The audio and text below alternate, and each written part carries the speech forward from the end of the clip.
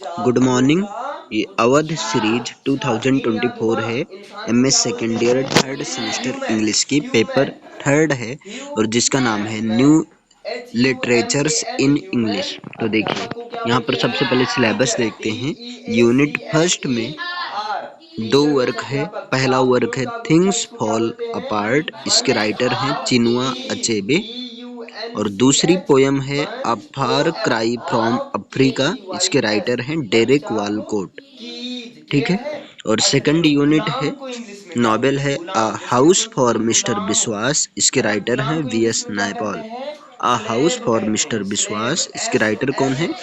V S SLAVE। Naipaul. Slave means क्या और होगा? इसके बाद में गुलाम। स्लेव पोयम मीन्स क्या सेक्शन है होगा? ऑस्ट्रेलिया गुलाम। और डेथ ऑफ द बर्ड। इन दोनों SLAVE। पोयम को स्लेव मीन्स एडी होप ने लिखा गुलाम। है। दाई, है ना? दाई और मीन्स द आदि कंपनी भाई। ऑफ क्लियर लवर्स है? और वीमेन टू दाई मैन, इन मीन्स आदि दोनों भाई, पोयम समझ के रहे हो? दाई राइटर हैं मतलब जो जैसे बच्चों जूडिथ का लालन पालन राइट। करती हैं, तो इसलिए वो आदि भाई सरफेसिंग बोलते हैं। सरफेसिंग समझ को रहे हो ना? सरफेसिंग एक दाई। नॉवेल है। तो दाई को इसको क्या लिखा बोलते हैं? था मिड वाइफ मार्गरेट बोलते हैं। एटवुड ने लिखा था। MID। अब यहाँ पर मिड। देखते हैं very short answered WIFE। Questions. Mid wife. पहला मिड क्वेश्चन वाइफ है means what is thy. Post 5 याद हो गया कॉलोनियल सबको? लिटरेचर। पोस्ट इंसान को क्या कॉलोनियल बोलते हैं? लिटरेचर होता क्या है? तो ह्यूमन। देखिए post colonial literature is the HUMAN। Literature अध्यापक को ऑफ क्या बोलते हैं? Countries that were teacher. colonized mainly by European countries।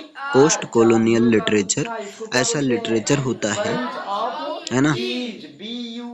ऐसी BUNCH। जिन बंच कंट्रीज को ऑफ कोलोनाइज किया गया यूरोपियन KEYS। कंट्रीज के द्वारा, गुलाम को क्या बोलते हैं? जो जिनको स्लेव। कोलोनाइज किया गया है, ठीक है, SLAVE। दाई को उस क्या देश के बोलते हैं? लिटरेचर को पोस्ट मिडवाइफ। कॉलोनियल लिटरेचर कहते हैं।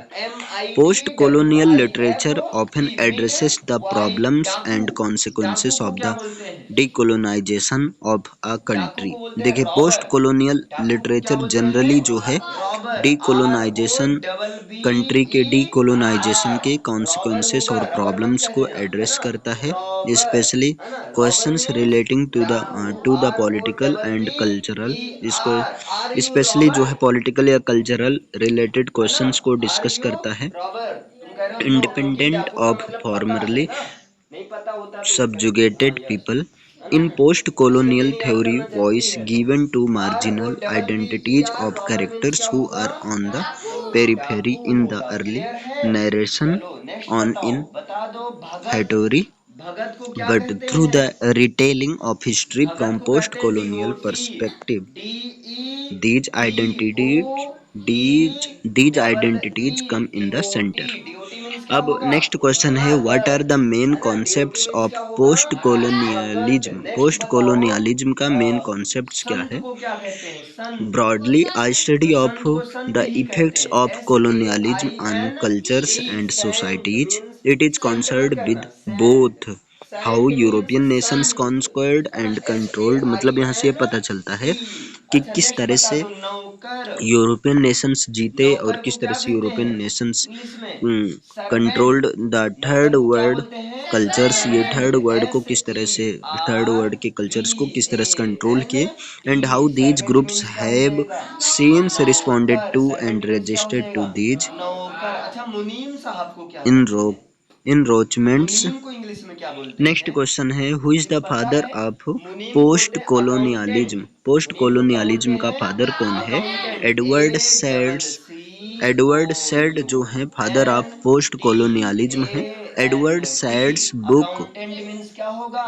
मुनीम। ओरिएंटलिज्म अकाउंटेंट मीन्स इज क्या होगा? 1978। मुनीम। क्लियर 1978 है? ईस्वी में एडवर्ड कितना सैड की समझे? बुक अकाउंटेंट मीन्स क्या ओरिएंटलिज्म होगा? इज कंसिडर्ड मुनीम। द अच्छा फाउंडेशनल लकड़हारा को वर्क क्या ऑन कहते विच हैं? पोस्ट कॉलोनियल थ्योरी लकड़हारा डेवलप्ड। को एक क्या जो कहते है हैं? वुड फाउंडेशनल वर्क डब्ल्यू को double O D considered C करता है यू जिस डबल पर T E post R colonial wood theory cutter, या इन्हीं को बोलते हैं विकसित हुई। Lumber set.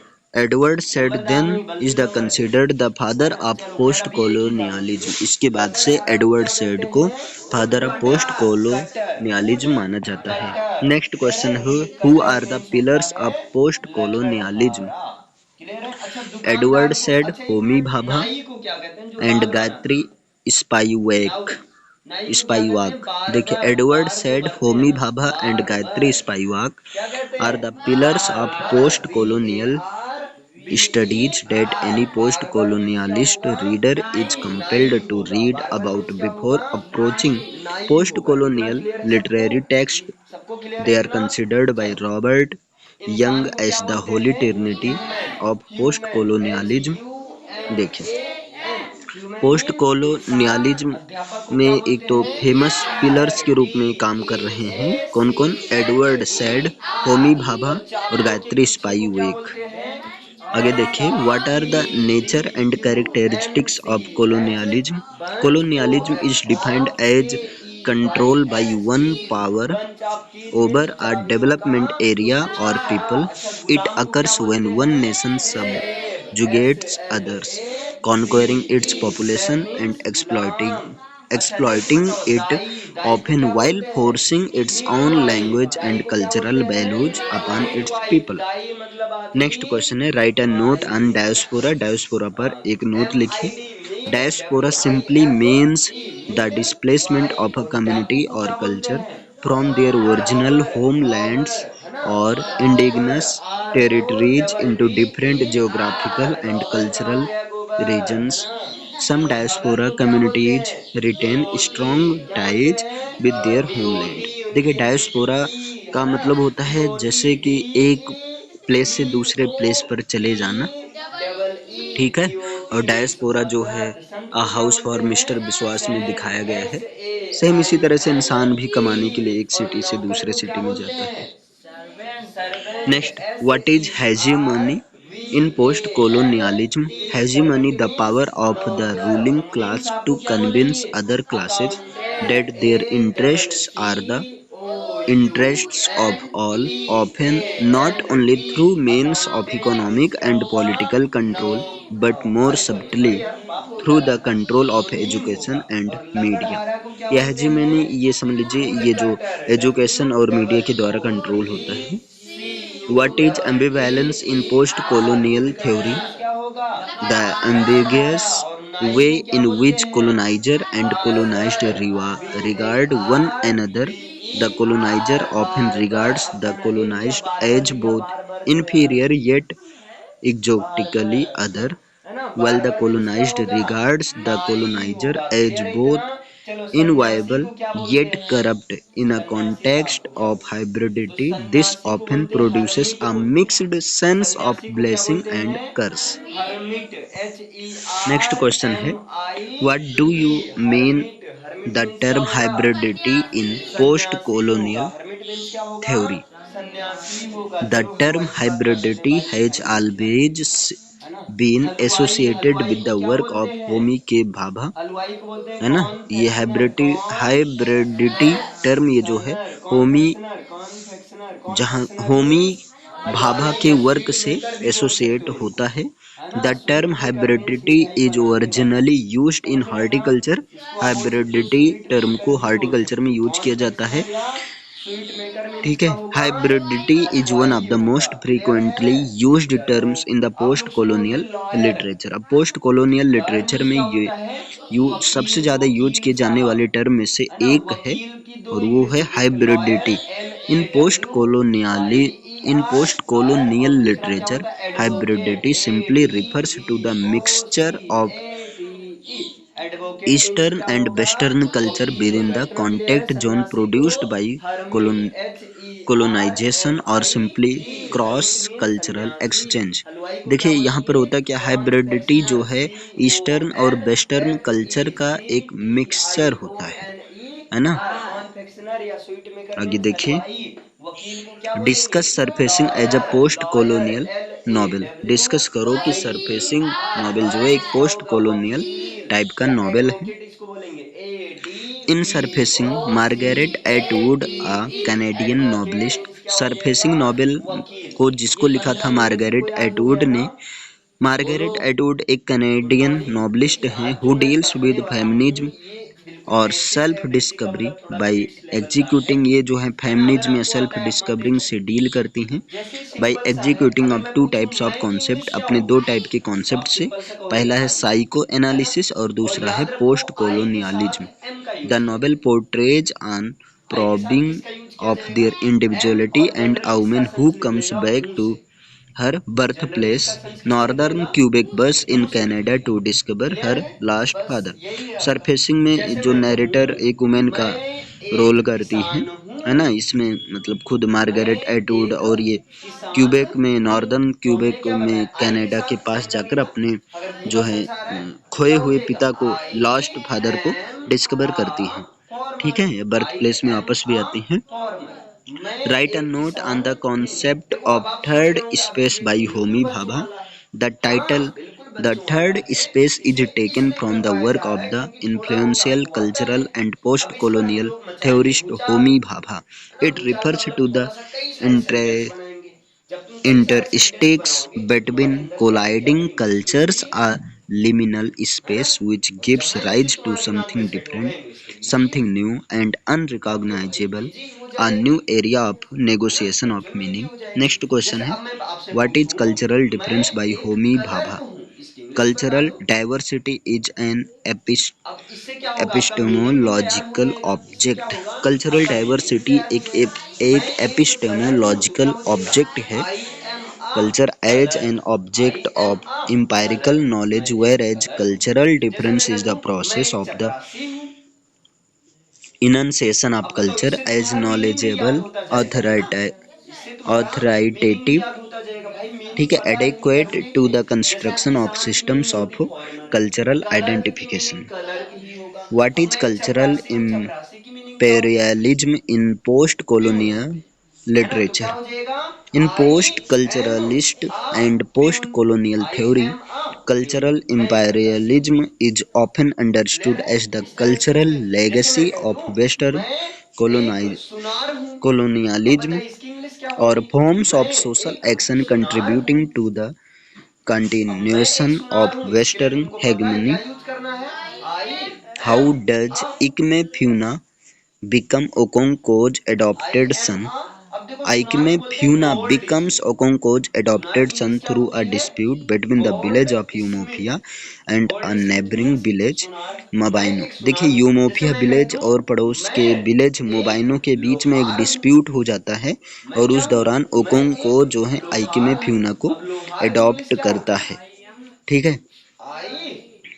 After a woman from Umofia is murdered in the Mobaino market, Umuofia गांव की एक वुमेन को मोबाइनो की मार्केट में उसकी हत्या कर दी जाती है। ओकोंको ट्रेवल्स टू मोबाइनो, ओकोंको मोबाइनो जाता है and demands that the village surrender a virgin, और डिमांड्स करता है कि विलेज जो है एक वर्जिन और एक यंग मैन को सरेंडर करे, अगर in order to avoid war with Umuofia, अगर उसे यूमोफिया से वार को अवॉइड करना हो तो।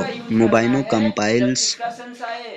Complies and upon return to Umuofia, Mbaino जो है मान जाता है और यूमोफिया की कंडीशन को फॉलो करता है। Okonkwo turns the young man Ikemefuna over to his first wife of safe keeping. ठीक है, और ओकोंको जो है एक यंग मैन, बहुत ही जल्द ओकोंको यंग मैन तो रहता ही है, लेकिन एक यंग मैन के रूप में सामने आता है और आइकेमे फ्यूना को ये लेता है। ठीक है, और अपने वाइफ की सेफ कीपिंग में इसको रखता है। अब यहाँ पर नेक्स्ट क्वेश्चन है, why does Nwoye convert to Christianity? Navoy converts to Christianity largely to reject the excessive standard of masculinity his father wants him to uphold. Navoy is not at all like his father, and Okonkwo constantly punishes him for being different. जैसे क्या है, Navoi जो है थोड़ा सा अपने पिता ओकोंको से अलग था, और इस चक्कर में ओकोंको जो उसको पनिश करता रहता था। ठीक है। Stifled by his father's expectations, Navai runs away and joins the European Church. ये नवाई जो है यूरोपियन चर्च को ज्वाइन कर लेता अपने पिता के खिलाफ जाकर। नवाइज conversion also provides him an opportunity to learn reading and writing. और नवाई का इस तरह से अपना रिलीजन चेंज करना उसको रीडिंग और राइटिंग के लिए भी एक अपॉर्चुनिटी प्रोवाइड करता है, which along with the poetry of the Bible feeds his love of storytelling. Next question है, write a note on post-colonial elements in the poem A a far cry from Africa, Derek Walcott ने लिखा है। A far cry from Africa expresses how Walcott is torn between Africa and the English tongue he loves. A far cry from Africa poem के through Walcott ये express करते हैं कि वो किस तरह से अफ्रीका और इंग्लिश के बीच में वो बटा हुआ है। He uses the advantage of hybridity to express unhomeliness. He describes himself as a mongrel. वो अपने आप को एक मॉन्ग्रल के रूप में डिस्कस करता है। Both grand mothers are African and both grand fathers were European. जैसे कि उसकी ग्रैंड मदर्स अफ्रीकन थे और उसके ग्रैंड फादर्स जो यूरोपियन थे, इसलिए वो अपने आप को एक मोंग्रल के रूप में एक्सप्रेस करता है। What is the main theme of the poem a far cry from Africa? A far cry from Africa poem का मेन थीम क्या है? A far cry from Africa occurs in Derek Walcott's collection in a green light. A far cry from Africa जो है Derek Walcott के एक collection green light में जो है ये दिखाई देता है, पब्लिश होता है। किसमें? ग्रीन लाइट में।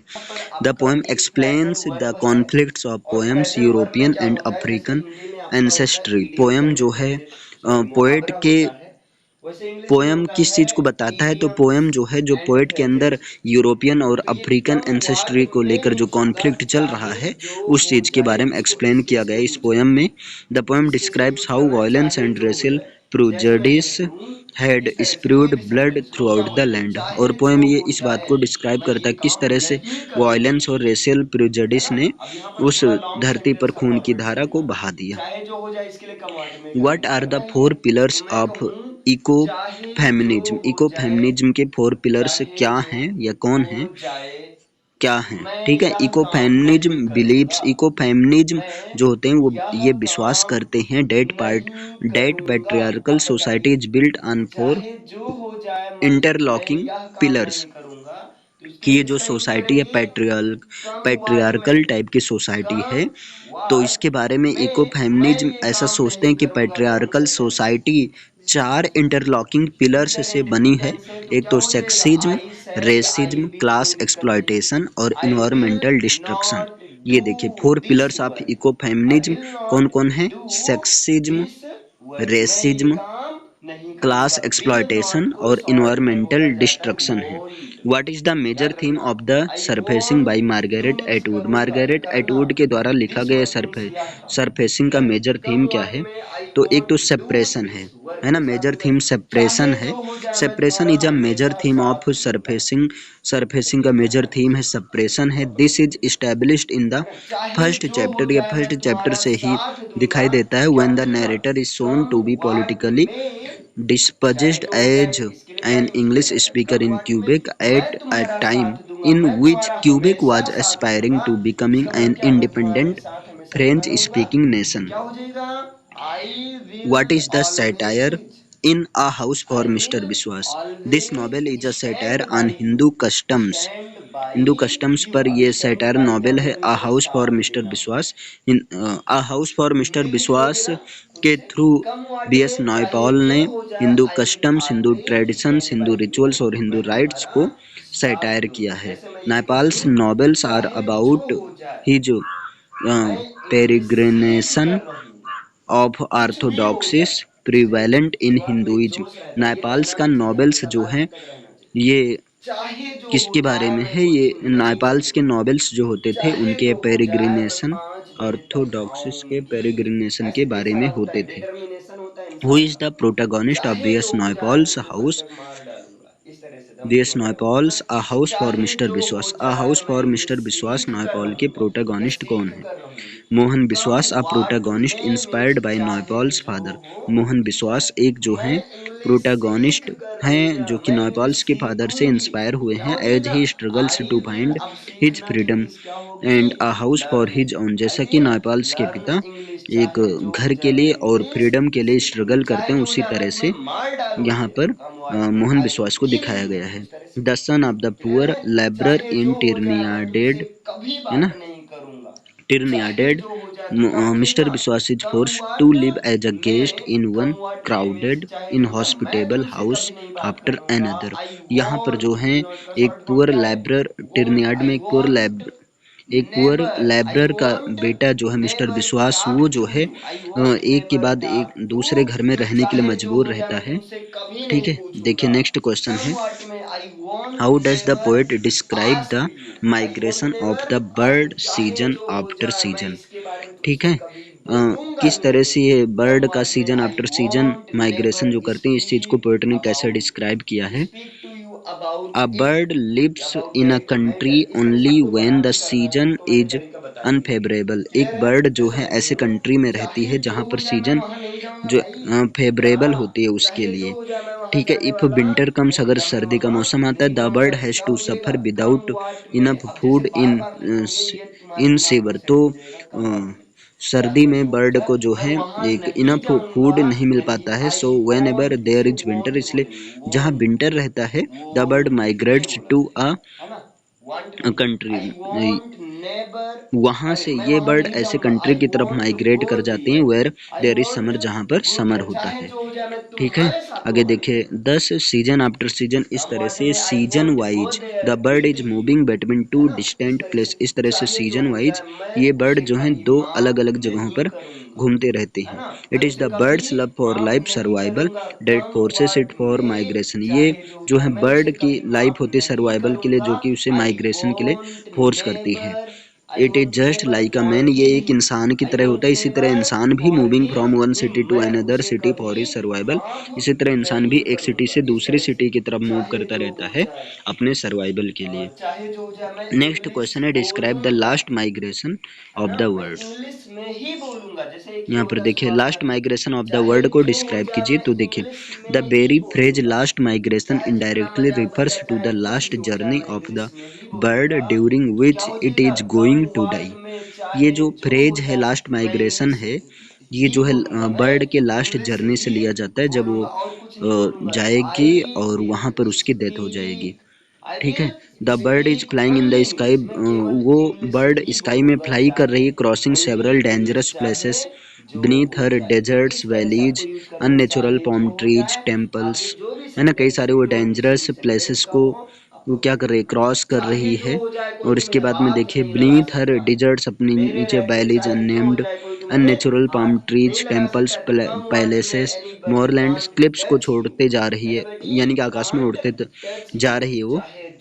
Death is hinted by abnormalities in nature, और नेचर में जो है एबनॉर्मलिटीज के द्वारा डेथ आते हैं। For example the poet says, poet कहती है, palm trees is casting a shadow that is not its own shadow, migration means survival. Migration का मतलब सर्वाइवल तो है, but this last migration implies death, लेकिन ये लास्ट माइग्रेशन उसको death की ओर ले जा रही है। नेक्स्ट क्वेश्चन है, how did the bird die. Bird का किस तरह से डेथ हुआ। The bird suddenly lost its way, it was left alone. Birds जो हैं अचानक अपने रास्ते को भूल गई, इट वाज लेफ्ट अलोन, अब वो अकेली हो गई, अवे फ्रॉम हर कंपेनियंस, और अपने कंपेनियन से अलग हो गई। It became single and weak, और वो अब सिंगल हो गई और कमज़ोर पड़ गई हैं। It felt that it was the appointed season by God for her health.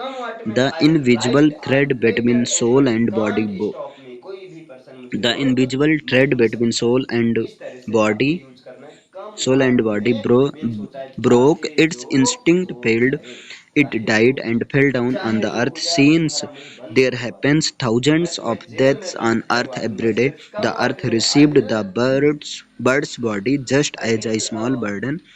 It had no grip for and no malice against the bird. मतलब ये जो है बर्ड पहले इसकी डेथ होती है और ये आकर अर्थ पर गिरती है, और अर्थ को किसी भी प्रकार की दुख दर्द नहीं होता है, क्योंकि हजारों मौतें पर प्रतिदिन रोज जो हैं पृथ्वी पर होती रहती हैं। What does the poem Australia symbolises. Poem Australia किस चीज़ को सिम्बलाइज करता है। A D Hope gives the country Australia. यहाँ पर एडी होप जो ऑस्ट्रेलिया कंट्री को के बारे में बताते हैं, ह्यूमन क्वालिटीज, वहाँ की ह्यूमन क्वालिटीज को बताते हैं। He refers to the land as a women, they call her a young country, उसे वो एक यंग कंट्री कहते हैं। This poem is general criticism of Australia, so Australian society and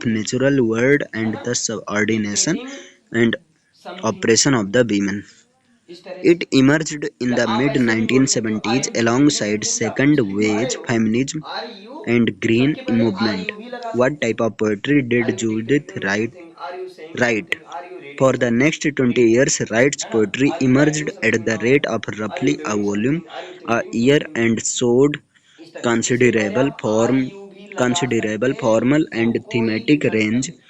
Poems बस about the आपका सेंटेंस motherhood, एक flow में जाना motherhood चाहिए, about बस. Birds कुछ and वर्ड्स आपको about the बनाना है। nature of time, the cosmos, यहाँ पर है she आपका wrote. सीरीज नंबर 9 ही है ना। Why is the bird called इसमें a है hope? आपका look for. Look The for bird means that होता is है commonly तलाश कर रहे हैं, associated with ढूंढना। symbolizing ये hope मीनिंग इस तरह is से the आपको याद करना है। bird लुक फॉर जिसको मीन्स एक क्या होप के होगा? रूप में सिम्बलाइज किया तलाश गया है करना। वो जैसे मैं डब, कहूँ मैं उसको नौकरी डब का तलाश कर रहा एक हूँ। तरह से वो मैं प्रतीक है। क्या इन तलाश मैनी कर रहा हूँ? कल्चर्स एंड रिलीजियस, कई हाँ, सारे कल्चर्स नौकरी। रिलीजियस में डब इज सीन मैं एज अ सिंबल ऑफ नौकरी पीस। ढूंढ डब रहा को जो है हूँ एक या पीस तलाश का कर सिंबल रहा माना हूँ। जाता आई है, एम एक गोइंग। होप का, पीस अब ये होप या पहले देखो कौन न्यू सा टेंस बिगिनिंग्स है। का सिंबल माना जाता है।